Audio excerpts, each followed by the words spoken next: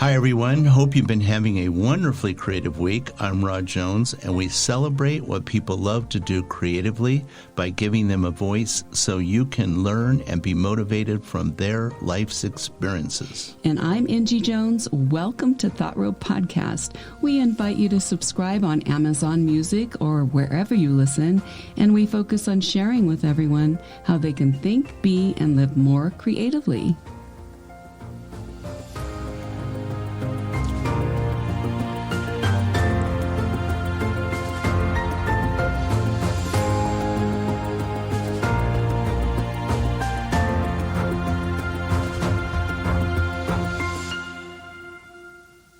Okay, Angie, how about telling all of us who our guest is going to be today? I would love to. Today we're going to be speaking with Nathan Felix, and he's a composer known for his immersive operas and experimental films. You know, I suspect this is going to be another one of those interviews where we all learn from his creative journey. He's pretty inspiring, just in the conversations we originally had from him. This is going to be really good. I think so. I think he's being fabulous. So let's start with the quote for this episode. Okay, well, here's a quote from one of my favorite people, actually. And here's a quote. "Fashion is not something that exists in dresses only. Fashion is in the sky, in the street. Fashion has to do with ideas, the way we live, and what is happening."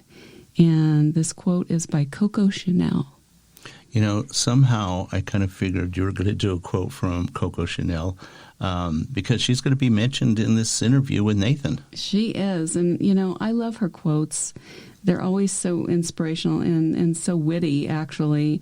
And she's had such a major influence in the fashion industry for decades now and an inspiration to all women all over the world. I think she has a really, really cool name. She does have a cool name, too. Great name. That doesn't hurt, I guess. No, that doesn't hurt. Great logo, great name. Absolutely. So let's get into our interview with Nathan. Okay, sounds good.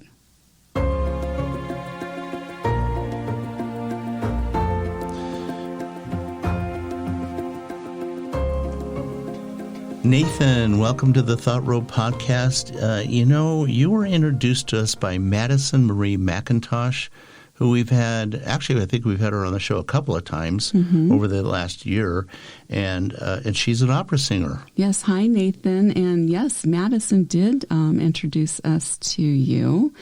And so today we're going to be discussing your career as an opera composer.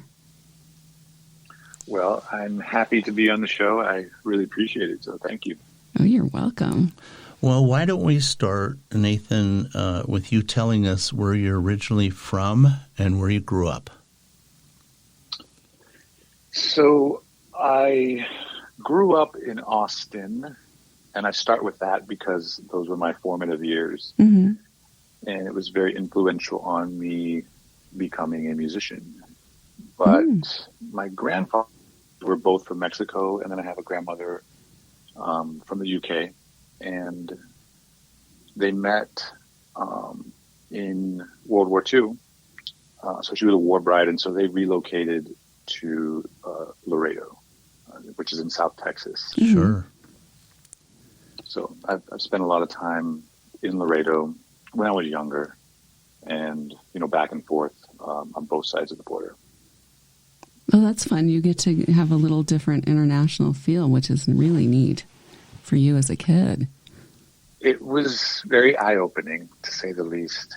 And I haven't, someone asked me the other day if I've been back to Laredo, but since my grandmother passed over a decade ago, all my family has moved out, and I haven't been back.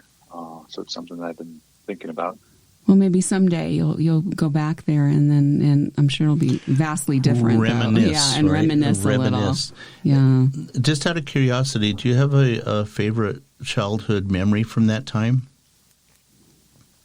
Ooh, from that time, I don't know if a lot of my childhood memories down by the border were memorable, but I mean, I think walking across, we walk across the bridge to Nuevo Laredo in Mexico, and that was just eye-opening. Walking bridge, walking the bridge and seeing the cultural change right away was kind of eye-opening to me. Oh, yeah, I bet it was. I bet it was. Now, did you have a favorite place that you would go to across the border, like for food or for entertainment, anything like that? I mean, I was really young, and so whatever my aunts or my mom wanted to do, probably shopping, or they did go over there to get a lot of food and stuff and bring back. Well, let's move up to a childhood memory that came after that. Yeah, like when you're grown up. Well, when you're in your teens. Somewhat grown up, yeah. 12, teens, whatever. Teens. Yeah, in Austin, which is where I spent my teenage years, I have a very vivid memory of the first time I heard an amplified guitar at a concert. It was my first concert, and my brother took me, and that immediately sent me into this mission to figure out how to make sounds like that coming from a guitar and an amp, and it got me into music. So that's a very vivid sort of moment and turning point in my life. Oh, okay. Well, that's really interesting because I could see that because it was very loud, but also like you can manufacture this sound of something that you did. So especially then you could cool. really feel it. Yeah, you can so feel it at a concert. Yeah. Oh, it did. It sent shockwaves, down my spine, and it reverberated in the whole amphitheater. And I thought, wow, that's amazing that you can make that. That's so brilliant neat. of a sound. So. Well, that's a great starting point. Yeah, is it is it a not? good starting point. So, okay, Nathan, let's fast forward to today. So tell us about what you're doing currently. Currently, yes, I am in my fall season, or I'm beginning my fall season. Mm-hmm.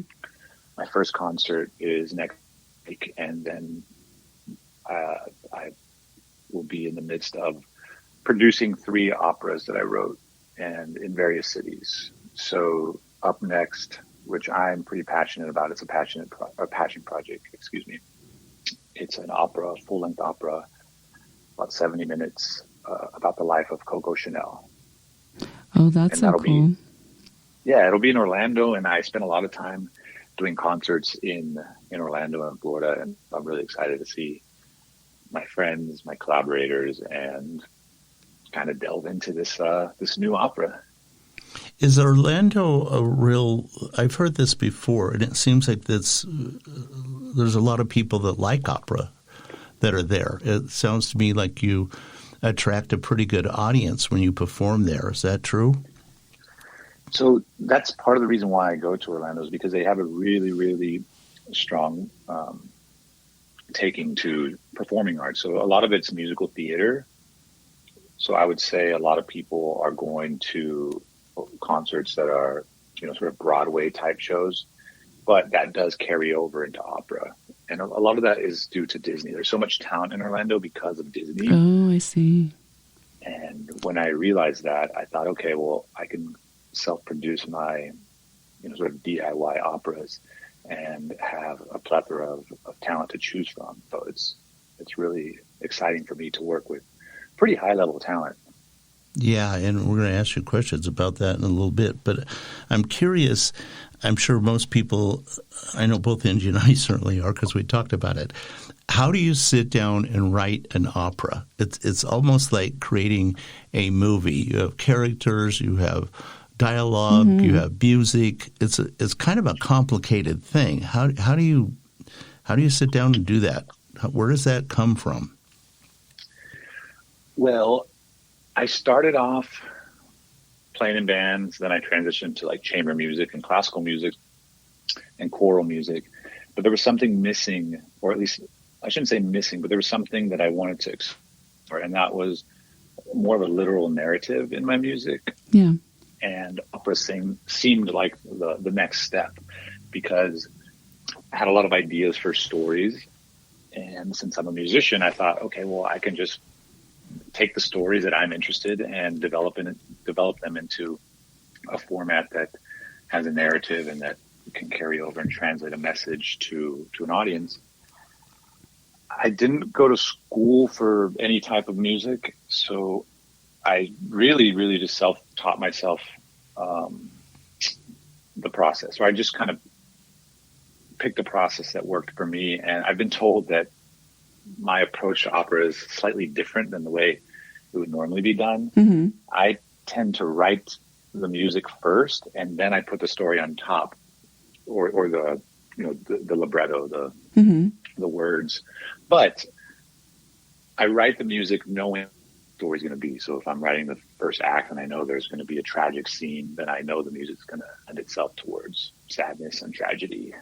So there is a method to my approach, but I just feel more comfortable writing music first because that's what I've done all my life. Mm-hmm. So you were self-taught then to compose music, opera?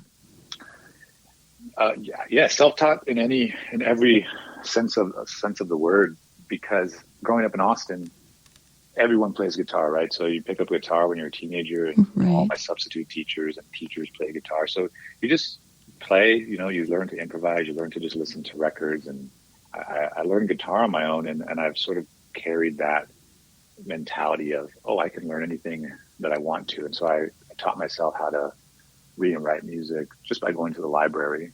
And opera falls into that, right? A lot of the backing is orchestral instrumentation. So you're actually quite lucky that you pursued it that way, because a lot of people, we talk to creative people, both Angie and I are artists, and we do some writing, and we notice that the people that we've talked to that were formally educated, they always say that they never really developed their own inner self creativity. And probably one of the reasons why your work is so unique and so interesting is because it really came out of you. Nobody was sitting there telling you where to put the notes. Right, exactly. You decided that on yourself based on your life experiences. I think that's something to be very proud of. It's something that I learned when I got into my early 30s and met other composers or musicians that went to school for music, and they either were burnt out or they were trying to break this academic mindset that was instilled in them in their studies. And I started to realize, wow, I'm kind of glad maybe I didn't go to music school, because I didn't have a lot of those obstacles to overcome. I've always just kind of written what I like and what comes naturally to me. So now I kind of wear it as a badge of honor that I'm this troubadour, like DIY, self-taught kind of composer. So I like it now. I lean into it. Very good. That's I'm so curious. wonderful that you just draw upon yourself organically and was not in a quote classroom situation where somebody says you need to do it this way and that way. Yeah. Like what creative freedom that you have. So that's wonderful. So we know you play the guitar. Yes. But so in chamber music, what instruments do you actually play? So I don't really play an instrument. I can noodle on guitar still, obviously, and piano, drums and bass, which don't really come into play for writing music per se, or at least not opera. But I understand the instruments and how they work just from writing and working with so many different artists that I don't really need to play anything in order to compose or convey musically what I want to. That's very interesting. Well, why don't we, because this is something we got really excited about because it's such a unique way to perform, and you refer to it as immersive opera. And why don't you explain that to us, and then we're going to get into how it impacts your performances. But I guess, is that something that you creatively came up with? So immersive opera, to begin with, it's breaking down the gap between the stage and the audience, and it's having the performers and the stage be amongst the audience in the space.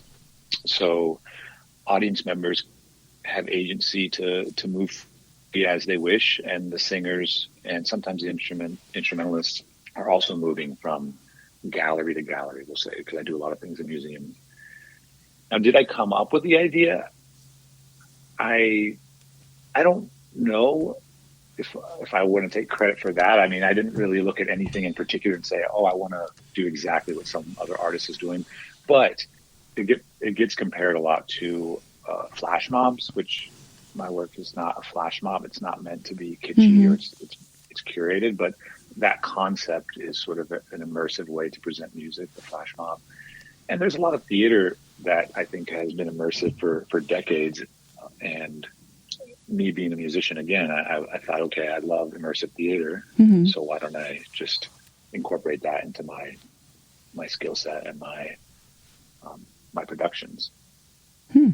What have you noticed from the audience? If you're doing this performance in a gallery, I can picture your singers moving around the room, and I can picture your musicians moving around the room. Not quite sure if you ever use kettle drums. I'm not sure how they would move around the room. But how do the audience, how do they react? Do they walk up to the singer and listen to them, or do they ever make comments, or do they join in? What is the feedback that happens in that room? It's got to be very interesting. It is interesting, and it can be random at times. You know, there's no introduction to the beginning of my productions, right? So they do just pop up, and people usually know they're coming to a performance of mine that's going to be musical and have some sort of angle that's unique. And you get all sorts of different reactions. For the most part, people seem to really love and engage with it. I mean, a lot of times they look confused at first, and they're very unsure how to engage. But as the performance goes on and they see some bolder audience members follow the singers, then, you know, everyone sort of follows sort of in tandem. That's really interesting. It takes them a little time for the discovery part of it and to have the boldness to engage. Sometimes people do walk right up to them, but for the most part, I have my singers rehearse and know that, hey, if the audience is in front of you and they're on our footprint of where we want to stage something, you're just going to walk. You are going to be in charge of the stage. And, you know, I'm very keen on telling my performers that we dictate the performance and not the audience. So, Nathan, this is very unconventional for operas. How did you develop this kind of performance style? Well, I write music that I want to hear, and I produce things that I want to produce. So I enjoy things that challenge me visually and aurally, and I produce them in this way, this immersive way, because that's something that I would want to see. Okay. And I think that's always been important for me, to just do whatever my heart is most interested in. And yeah, that's the reason I do them, is because that's what I would want to see. I'm not interested personally in sitting for an hour and a half looking at a stage. That's just not what I enjoy. I like to move around and again, explore the different senses that a production can bring. In a traditional performance, whether it be opera or an orchestra, there's always the conductor who everybody applauds when he walks out on stage, and they're all excited to hear what he's going to do. The first chair, first violin, they all go shake each other's hand and all that. What happened? How do you direct? People are moving all over the place. I'm pretty sure you're not jumping out in front of everybody and waving a baton. How do you orchestrate or direct it? How do you direct it? Yeah. Well, I do have a conductor, so I don't conduct. And it's really, I look at it like an onion, and I'm just like revealing, I'm peeling off these layers that I'm presenting to the audience. So at first, the idea is to not give away where we're going to start. And of course, I have a conductor that's been directed to begin at a certain point. So he'll just hide his baton, or we'll hide his sheet music, and he'll just come in and he'll look at the music where they are spread out. You know, we'll have like little cues that only we know, you know, numbers or hand signs, or we'll, you know, scratch the right side of our head so that they know that, okay, now we're beginning. And once the conductor is revealed, there's nothing you can do about it because everyone knows, okay, the conductor's the leader. And so when he moves throughout the gallery spaces, the audience will tend to follow. They'll know, okay, the conductor is moving, so we know that things are going to kind of head in that direction.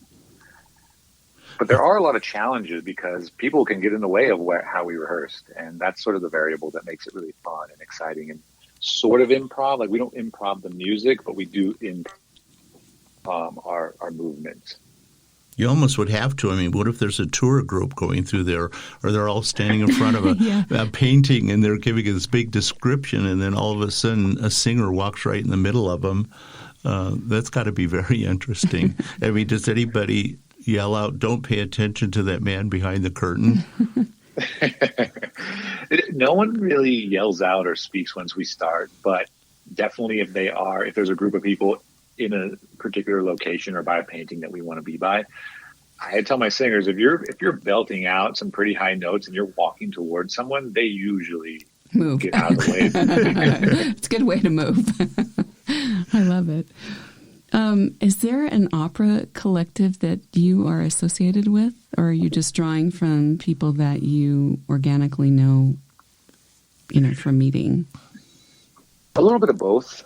In New York City, I have an apartment there, and I started an opera collective there, and it has about 50 to 60 singers and instruments. And so when I do things in New York, I pull from that pool of musicians.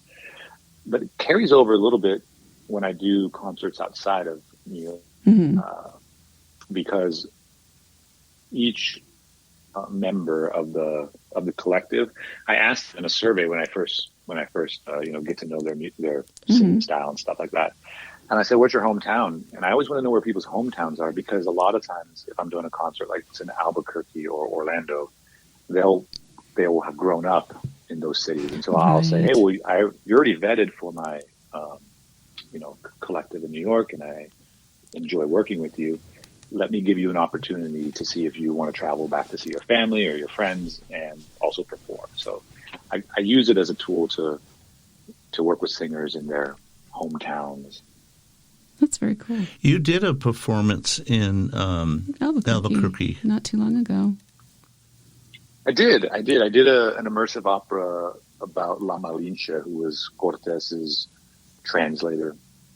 And I did it this summer. It was great. It was an immersive opera. We did 2 concerts at the museum there in Albuquerque with the Malinche exhibition as a backdrop. And, Madison, she went from New York City to Albuquerque to perform in it. Now, she didn't have family in Albuquerque, but again, I offer it to anyone. Say, hey, if you really want to do this with me in these other cities, I'm always open to it, because I like working with singers that I'm familiar with, and I really like to create an environment with my ensembles that is comfortable and inclusive. So I think what was really interesting, because we saw social media clips of that, was the costuming. Oh yeah, that was really interesting. Who pulls that together? Yeah, where do you get your costumes from? Well, it's all a DIY effort, so I tend to not have budgets for costuming, and I lucked out because I've done some work with Regina Opera Company, which is up in Brooklyn, and I actually volunteer to do their social media, just because I really believe in what they're doing, and I like to contribute in areas for organizations that I support. And through that rapport, they saw that I was doing a Malinche concert in Albuquerque, and they opened up their wardrobe to me, and they offered to lend and donate some costuming. So the costume, the Conquistador costume that Madison wore, was from Regina Opera's closet, which was donated from the Met, like back in the 70s. No Regina kidding. Opera's been around for like 60 years. Wow, that's so cool. So that was nice. So Beverly Sills could have wore that costume. You giggle, yeah. Was there any other direction of music that you thought you would have liked to have pursued instead of going into opera? Well, I don't think it's too late to pursue any type of music right now for me. I've kind of changed the course of what I produce and what I write throughout my life. I started in punk bands, and originally I thought I was going to be a rock and roll star and tour the world and do that thing. So, I pivoted though into classical music because it just captivated my mind a little more, or I should say a lot more. And I went from classical to film scores to choral to now opera. So I don't think that there's a genre that I can't delve into. Although I will say, and I don't have any interest in jazz, but jazz is like something I don't think I would. You got to be trained, I think, to be a jazz performer or composer. So, but I don't have interest, so I won't upset any jazz people by you won't go there. Jazz. Yeah. No, we like jazz, and we've had some jazz really all performers music. on. Yeah, we have. They were really quite talented, very interesting. We also discovered a jazz opera. Yeah, and then you were talking about filmmaking, and I know that you do experimental filmmaking as well. And how does that merge in with your opera compositions and performances? They don't really come together, and that's intentional. Okay. I picked up the camera during the pandemic. That was sort of my passion project when I was staying in my home all alone. I had this camera, and I thought, well, I bought it for a reason. Let me see if I can get some use out of it. So I started filming myself in the pandemic, just doing mundane tasks that I was doing every day, whether it be drinking coffee. I would just put a camera on myself, drinking coffee, shaving, things like that. And the Austin Chronicle did an article because they saw my posts. I just put them on social media just for fun, as we were all doing it in the pandemic. And they reached out to me and said, this is like the weirdest TikTok stuff we've ever seen. And so they did an article on me, and it really helped because out of the article of me filming these random quarantine tasks, I got hired to do an exhibition in another part of Texas, College Station, which is east of Austin. We know College Station. Yeah, we have some friends there. Well, that's really interesting that you got an exhibition. And was this at a museum, or where was this at? Yeah, it was at the Texas A&M Forsyth Gallery, so it's on campus. Oh yeah. It was really nice, and my films. People ask me, they say, "Oh, well, are you going to do the soundtrack to your films?" And I actually intentionally don't put music in them because I don't want to people to only think of me as a musician. I want to do some things that can also set myself apart and say, "No, this is purely film. My love of film." And sometimes music, I think, can take away from the visuals opinion. I'm trying to convey something that I want people to watch and not get lost in. Right, and not influence them, right? Because when you watch a movie, they always put a music over it, and it influences your mood in a certain way. Right, correct. That's exactly why I don't do it, and it's really fun for me to challenge myself and say, okay, well, I really need to focus on how I can make this a film that is engaging without relying on music. That's so cool. You touched on this briefly, but I'm always fascinated. We're always fascinated about talent, and you have to use talent when apparently you're using yourself as talent when you shoot your videos. Right. But when you're searching for talent or trying to find people, musicians or opera singers or singers in general, what is your process? How do you find these people? So now with things opening up for me in sort of a touring way, I'm doing performances in Texas, and like next year I'm doing things in Iowa City and Savannah, Georgia. Those are two markets that I've never tapped into. So, and I don't really necessarily know people in those areas. So I was introduced to, I don't know if it's an app, but a website called Yap Tracker, which is young artist performers, young artist professionals. And it's specifically for opera singers. And I think they have to pay a subscription fee, a small fee, but it helps vet like amateurs from, semi-pro type of singers. And I post things on Yap Tracker, and it's been very fruitful. I get video auditions, and I'll sort of sift through them and reach out and interview each singer and see who's right for the part. And that's been a huge blessing to be able to use this tool of Yap Tracker, because otherwise I would, how do you find people in a city that you don't know, in a city that you can't necessarily go to? And I can't afford to set up auditions at a hotel or anything. So it's been great. Oh, that sounds perfect. And it sounds super efficient. And I bet they're excited when you select them.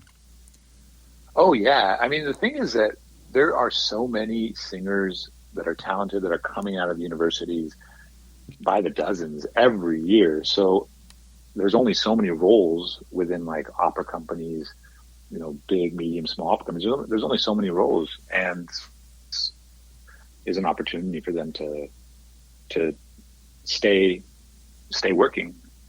That's nice, and it gives them something for their portfolio of performances they've done. They also can share that, trying to land other work. So it's symbiotic. That's kind of a nice thing. Yeah, and I've made a lot of good connections, good friendships through it. So I like it. Well, I was thinking back to our conversation earlier, Nathan, about your opera about Coco Chanel, which I think is entitled Number 5, right? So tell us a little bit about that and the process, because, I of course love fashion and everything fashion. So tell us how you did this. This is so cool. We've had relatives that wore well, everybody wore Chanel 5. Yeah, that was in. Well, I also have a love for fashion. I think if there was a career path that I took other than music, if I could go back to when I was a teenager, I would have probably learned how to sew, and I would have loved to be a fashion designer. So I've always just had a love for fashion and style. And in particular, combined with my love of art and film, the 1920s, that era in Paris was pretty influential for me. Just there's so many characters in that time period that I love, the Gertrude Stein. Yeah, we were just going to say Gertrude Stein. Yeah, absolutely. And Hemingway running around being Hemingway. And Picasso running around being Picasso. Yeah, and all the Dada stuff. All the Dadaism and all that. And Luis Buñuel, filmmaker, he's been a huge influence on me. I love Luis Buñuel. I can imagine. So just that love of that era, and Coco Chanel crossed paths with all of those artists, and I thought, okay, well, what's a way that I can get this passion project off the ground? And I met a singer that I've worked with. Her name's Molly Anderson.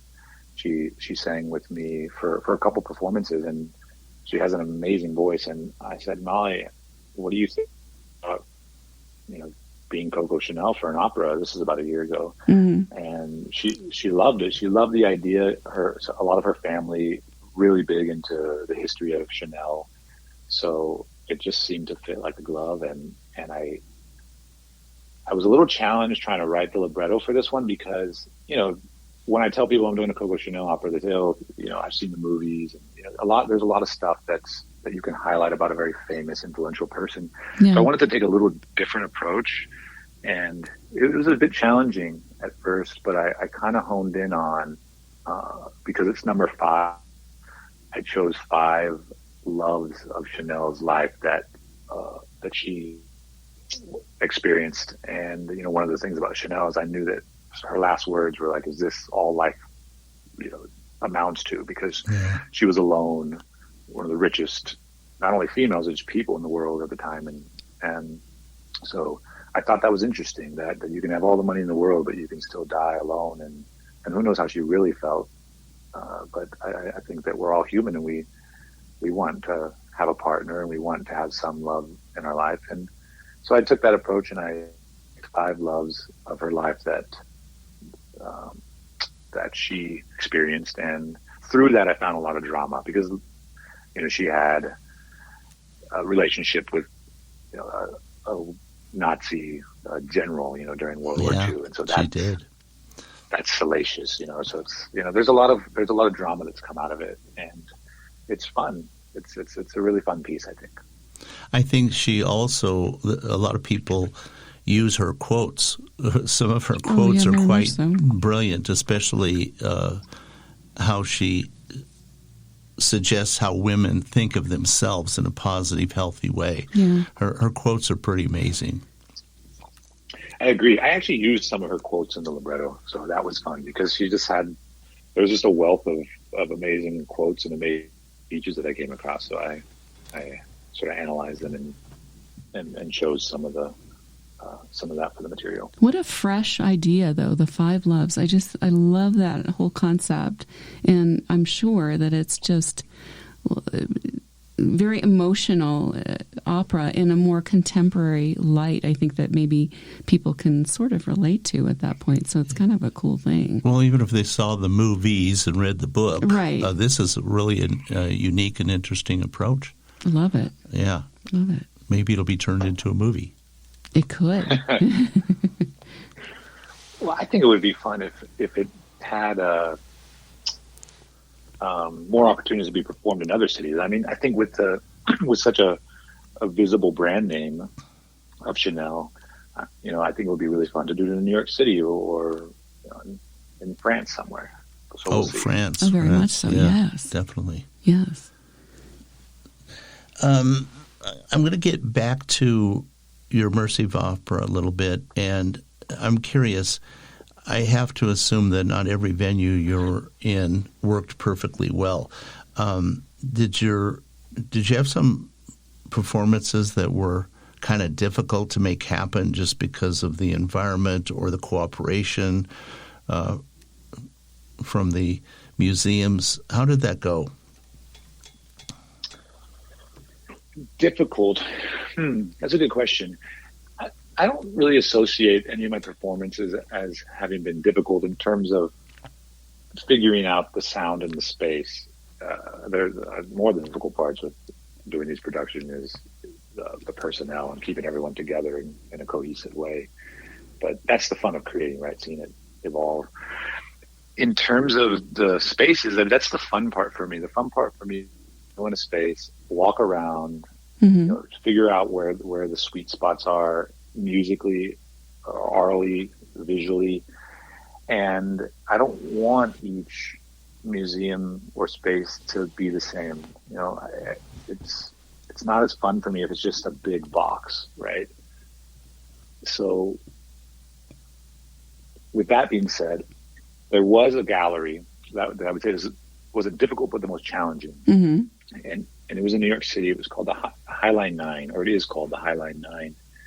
And it's a gallery that has a very narrow walkway or corridor. And it goes from one street, like you can enter on one street, it exits on the other street. And, a street in New York is pretty wide. Right. And within this corridor, to each side are larger gallery spaces.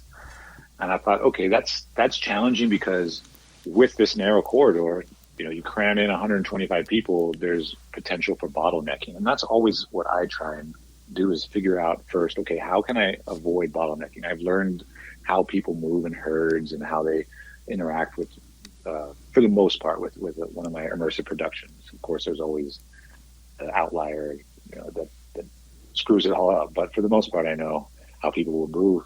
So this one was a challenge because if I want to go from gallery space to gallery space, everyone's going to have to walk down that same corridor. So how do I spread things out enough to where people don't feel like they're missing things because they're trapped?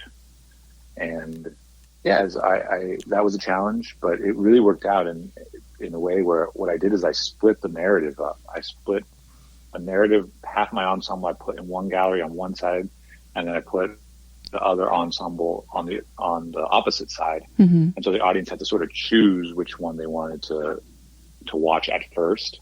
So that helped kind of spread things out. And then once, we're moving amongst all the galleries at some point, but that spread out concept helped keep things or preventing them from bottlenecking. So that was a challenge. That's a huge consideration, challenge. Right? Yeah. Huge consideration. And you don't think about it if you're not like blocking all this, I think, and making sure that you have some flow going on. So very cool. We can tell you are so creative, Nathan, in so many things that you do in your life. What has been your driving force, and what would you tell others that want to follow their own creative dreams? Driving force. I think I'm afraid of failure. And obviously that's relative, right? I mean, what is failure? Do we really fail? But I'm just really driven to not succeed, but to produce things that are innovative and that are challenging for me, but that an audience can what's the right word? That they can be surprised by, because there's so many larger institutions in the world that have a century's worth of great content that they produce, opera houses, symphonies, movie production houses. So you have these really big entities that can really pump out with huge budgets, things for the masses and the mainstream. And I like to think of myself as someone that just fills in another gap of people that are not interested in those things. Like for me, I'm not interested in mainstream things. And I know that other people feel that same way. Now it's a smaller niche audience, but those are the ones that I want to discover my work, because I discovered so many things that were avant-garde growing up, and those are the ones that challenged me to think in new ways. And so I just want to sort of get on to that history of people that just sort of challenged the system. And a lot of that comes from, which here's my advice, is really doing things because you want to do them, and you don't necessarily need reason. Your reason can be just because you want to. It doesn't have to. You can figure out the reason later too of the significance or the importance of it. And I think that is important because it will prevent you from comparing yourself, right? There's so many people that I come across in my life that say, oh, well, when I raise this much money, I'll do this. And I just think you can always have a reason to need more money for something.